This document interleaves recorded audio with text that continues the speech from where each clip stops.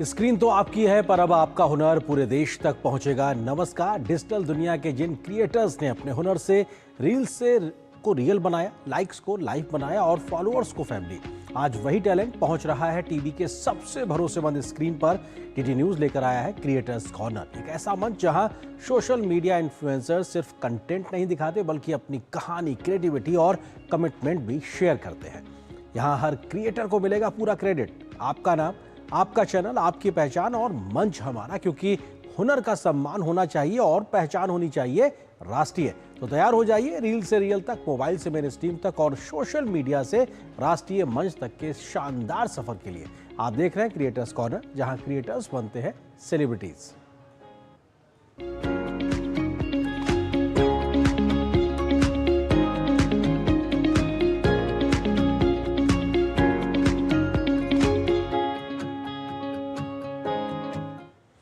क्या आपने कभी सोचा है कि भारत के पेट्रोल पंप तक पहुंचने वाला तेल या आपके घर में इस्तेमाल होने वाले कई जरूरी उत्पाद दुनिया के किस हिस्से से आते हैं? जवाब है खाड़ी के देशों से। और अब भारत इन्हीं देशों के साथ अपने आर्थिक रिश्तों को और नए स्तर पर ले जाने का काम कर रहा है।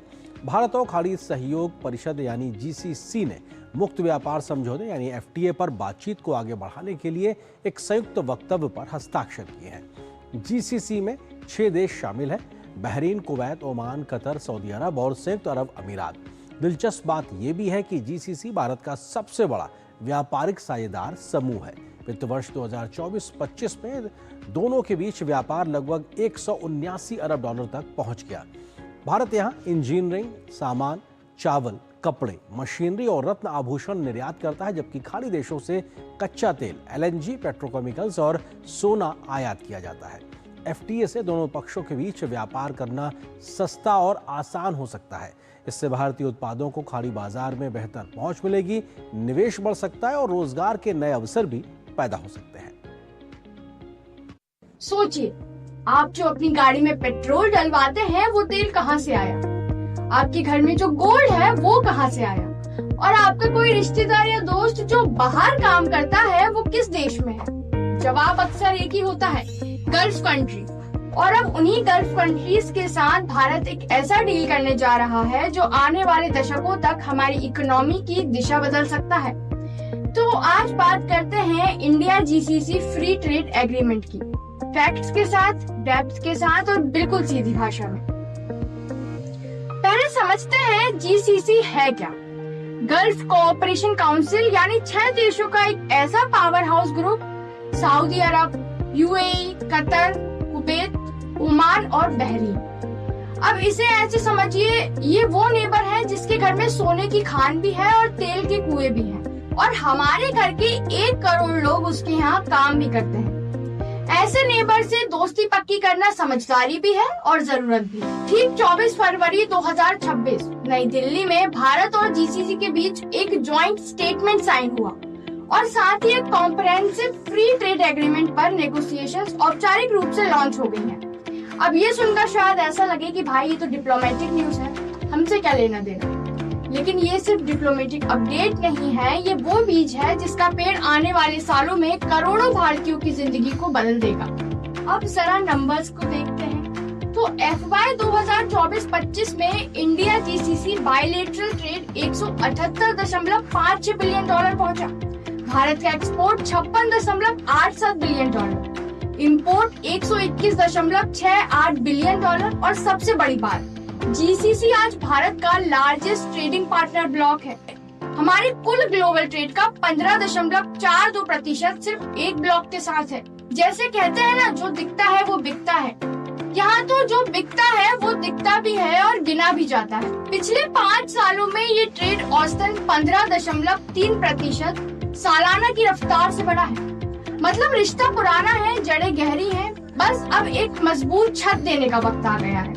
भारत भेजता है जीसीसी को engineering good, rice, textiles, machinery, James और ज्वेलरी। जीसीसी भेजता है भारत को क्रूड ऑयल, एलएनजी, पेट्रोकेमिकल्स और सोना। अब यहाँ एक बात गांठ बांध लीजिए कि ये सिर्फ हम तेल खरीदते हैं वाली कहानी नहीं है। ये एक कॉम्प्लीमेंट्री रिलेशनशिप है, जिससे दाल चावल दोनों अलग अलग हैं लेकिन साथ आए तभी थाली पूरी होती है। अब सबसे जरूरी सवाल, एफटीए के होने से फर्क क्या पड़ेगा?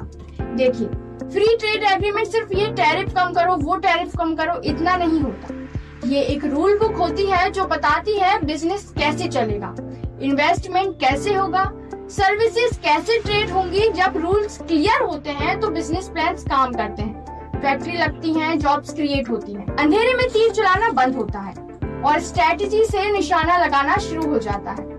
जीसीसी से भारत में एफडीआई ऑलरेडी $31 बिलियन को पार कर चुका है। एफटीए आने के बाद ये तो बस शुरुआत है और अब वो पहलू जो नंबर्स में नहीं दिखता लेकिन सबसे ज्यादा इम्पोर्टेंट होता है। जीसीसी में रहते हैं लगभग 1 करोड़ भारतीय। केरला से गए नर्सेज, यूपी बिहार से गए वर्कर्स, गुजरात से गए बिजनेसमैन, हैदराबाद से गए इंजीनियर्स। ये लोग सिर्फ रेमिटेंसेस नहीं भेजते, ये दोनों देशों के बीच एक जीता जाता पुल बन जाते हैं। जब भारत और जीसीसी की गवर्नमेंट डील होती है तो इन 1 करोड़ लोगों की जिंदगी थोड़ी और आसान हो जाती है और यह असली डिप्लोमेसी है जो सिर्फ पेपर पर नहीं, लोगों की जिंदगी में भी दिखती है। पिछले कुछ सालों में देखिए, भारत ने ऑस्ट्रेलिया के साथ एफटीए किया, यूएई के साथ सीईपीए किया, यूके के साथ बात चलती रही, ईयू के साथ नेगोशिएशंस है और ये कोई इत्तेफाक नहीं है। भारत एक बड़ी गेम खेल रहा है, ग्लोबल वैल्यू चेन्स में अपनी जगह पक्की करने की, एक्सपोर्ट को इंजन बनाने की और वर्ल्ड मैप पर एक डिपेंडेबल पार्टनर की तरह खुद को स्टैब्लिश करने के लिए। जीसीसी एफटीए उसी स्ट्रेटेजी का एक बहुत महत्वपूर्ण चैप्टर है, क्योंकि जब आपका सबसे बड़ा ट्रेडिंग ब्लॉक एक स्ट्रक्चर्ड फ्रेमवर्क में आता है तो बाकी दुनिया को भी मैसेज जाता है, भारत सीरियस है, भारत रेडी है और भारत ओपन फॉर बिजनेस है। तो दोस्तों, समरी बिल्कुल साफ है। जीसीसी भारत का सबसे बड़ा ट्रेडिंग ब्लॉक है, जिसमें ट्रेड $178 बिलियन के ऊपर, इन्वेस्टमेंट $31 बिलियन, डायस्पोरा 1 करोड़ भारतीय और एफटीए की औपचारिक शुरुआत। नींव जितनी गहरी, इमारत उतनी ऊंची। इंडिया जीसीसी की नींव दशकों पुरानी है, अब एफटीए उस नींव पर एक नई इमारत खड़ी करने की शुरुआत में है। एनर्जी से आगे, ट्रेड से आगे, ये है स्ट्रेटेजिक पार्टनरशिप की नई परिभाषा और ये चैप्टर अभी शुरू ही हुआ है। क्या आपके किसी जानने वाले का दांत समय से पहले टूट गया है और वो बार बार निकलने वाले नकली दांतों से परेशान है? तो आज बात करते हैं एक ऐसी आधुनिक इलाज की जो खोए हुए दांतों को लगभग स्थायी रूप से वापस ला सकता है।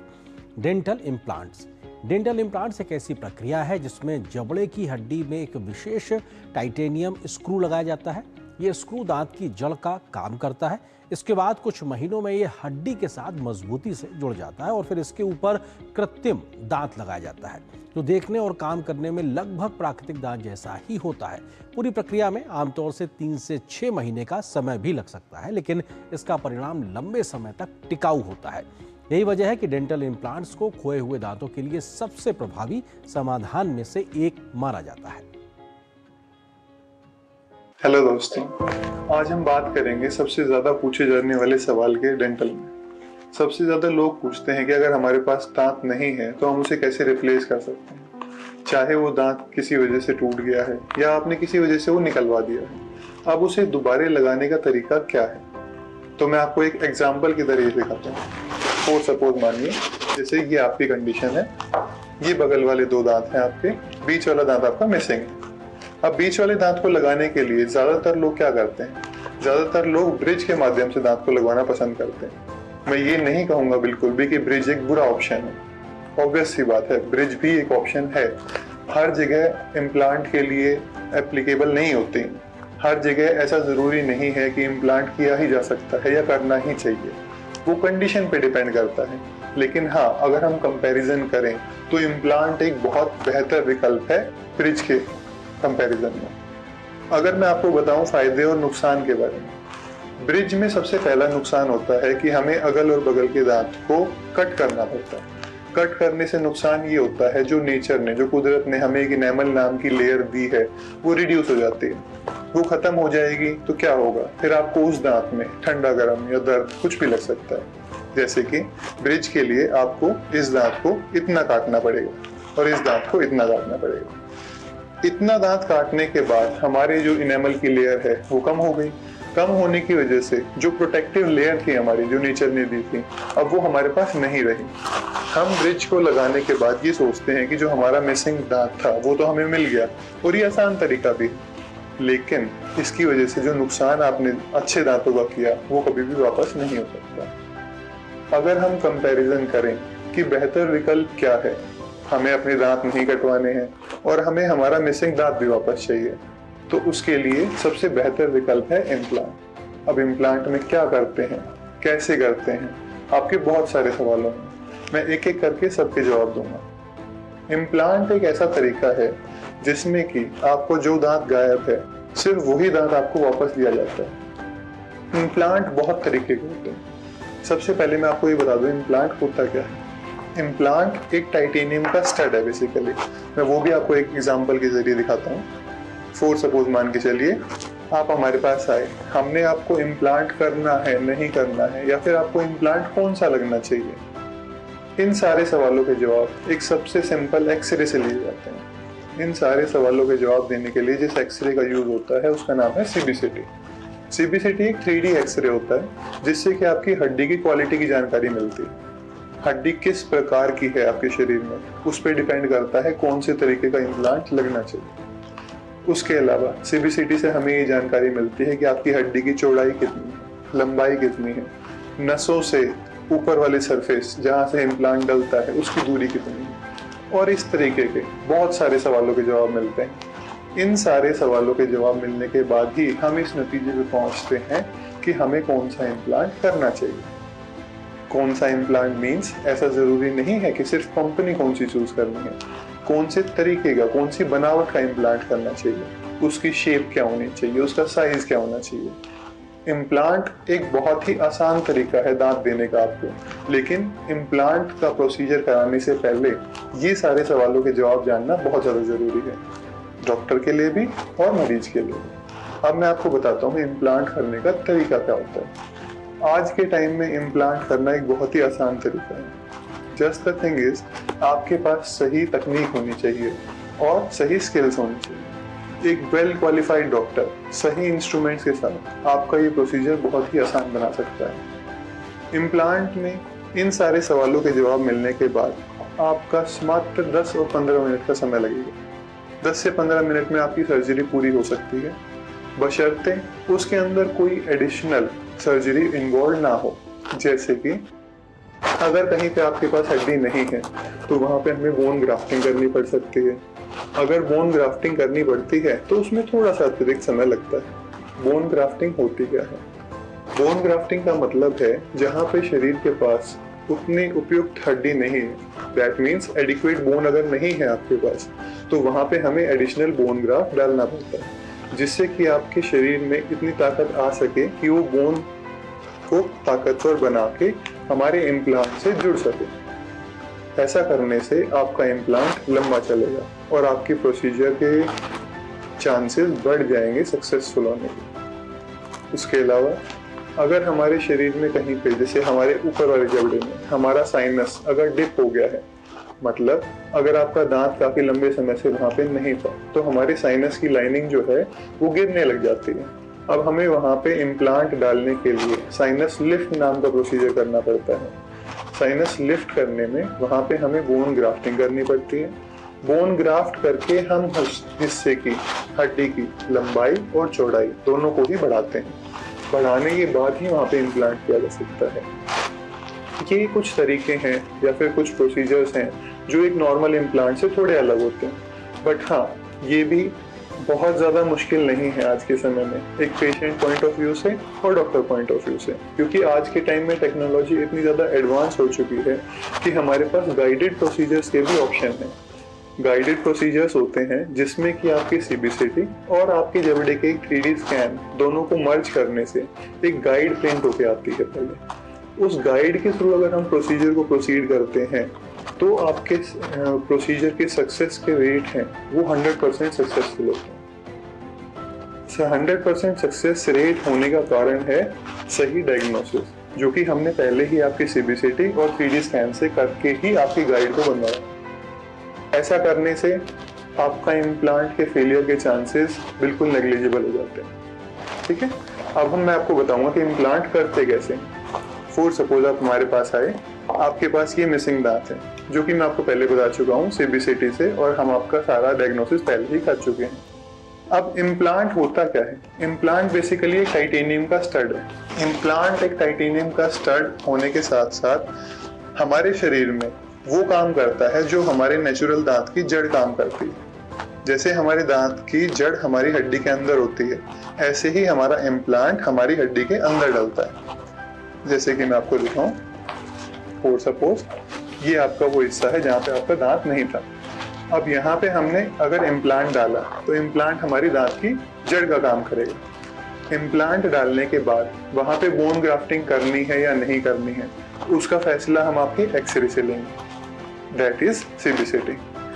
इम्प्लांट डालने के बाद हम आपके शरीर को आपके वैसे ही बंद कर देंगे जैसे कि वो था शुरुआत में।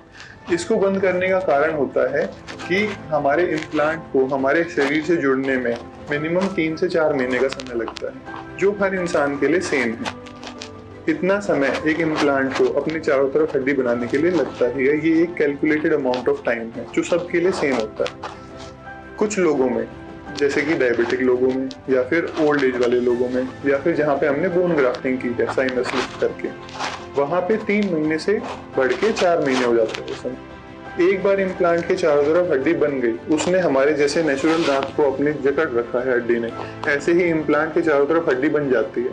जब आप हमारे पास आते हैं तो उसके बाद इम्प्लांट का एक ऊपर वाला हिस्सा लगाया जाता है, उसको बोलते हैं अबटमेंट। अबटमेंट भी टाइटेनियम का ही बना होता है। वो एक बहुत ही माइनर प्रोसीजर होता है, उसमें ऐसा कोई सर्जिकल काम नहीं होता है। Just we have to give a little incision and we can place the abutment from the top. Abutment लगाने के बाद हम आपका एक 3D स्कैन लेते हैं। 3D स्कैन से आपका ऊपर का दांत बन के आता है।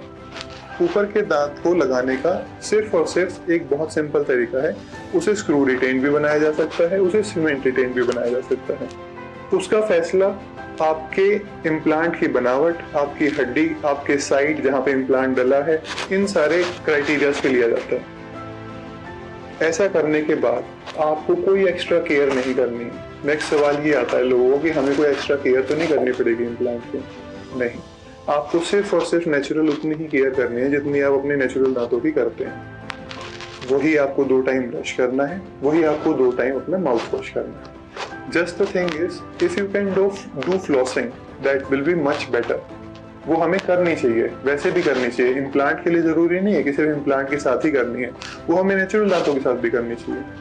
लेकिन आप एक ईयरली विजिट जरूर करें अपने डेंटिस्ट के पास, ताकि अगर कोई प्रॉब्लम शुरू हो रही है आपके डेंटल में तो वो इस कंडीशन तक पहुंचे कि आपके दांत को रूट कनाल करना पड़े या उसे निकाल के इम्प्लांट करना पड़े, तो पहले ही डायग्नोज करके आपको ठीक किया जा सके।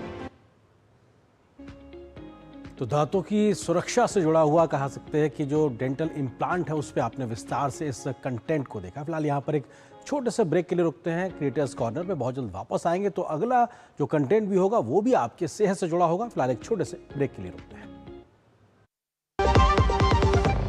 खाने में मेरी क्वीन के लिए क्या है? किंग मटर पनीर, किंग बैगन भरता, king veg pulao, king palak paneer kofta. ये सब किंग क्यों? क्योंकि ये सब बना है MDH किचन किंग से का बॉस। MDH किचन किंग, असली किचन किंग। MDH। हर सुबह भारत एक नए सपने के साथ जागता है और हर सपने को, हर प्रगति को एक शक्ति आगे बढ़ाती है। पिछले 12 वर्षों में बढ़ते कोयला उत्पादन और मजबूत सप्लाई के साथ देश की ऊर्जा सुरक्षा को नई मजबूती मिली। विकास को जिम्मेदारी और भविष्य से जोड़ते हुए पर्यावरण और विविधीकरण को भी नई दिशा मिली। क्योंकि प्रगति सिर्फ संरचनाओं में नहीं, लोगों के जीवन में भी नजर आनी चाहिए। और इसी सोच के साथ आत्मनिर्भर भारत के संकल्प को मिली नई ऊर्जा। यही है कोल इंडिया, 12 साल विश्वास के, विकास के, जन कल्याण के।